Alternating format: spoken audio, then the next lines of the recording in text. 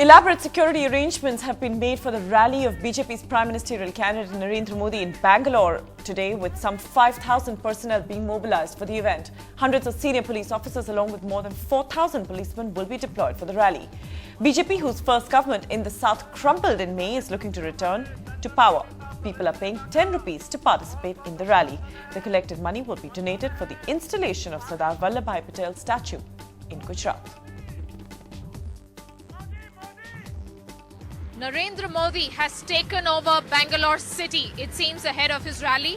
This is the all-important Mekri Circle in North Bangalore, a very important and arterial location indeed, which connects Bangalore city to different parts of the town. But look at this. This is the Mekri Circle, like I was saying, has been painted with saffron flags all over. The BJP has gone extravagantly to decorate the city with posters of Narendra Modi, and of course the local supporters, the state leaders, who have been of course saying that this is the time and this is the reflection of what the mood is. The BJP obviously very upbeat with the fact that Narendra Modi is here in Bangalore city for a rally on a Sunday morning. The claim is that there are close to 350,000 tickets that have been sold out.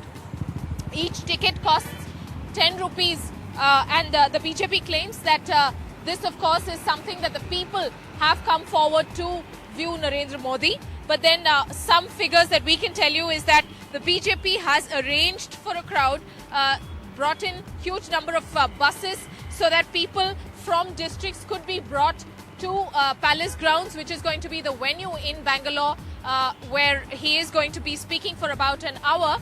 We're also being told about the extravagant expenditure that the BJP has gone through, leading into several crores of rupees. The Palace Grounds, a very expensive and a high market ground, has been hired for a whole week.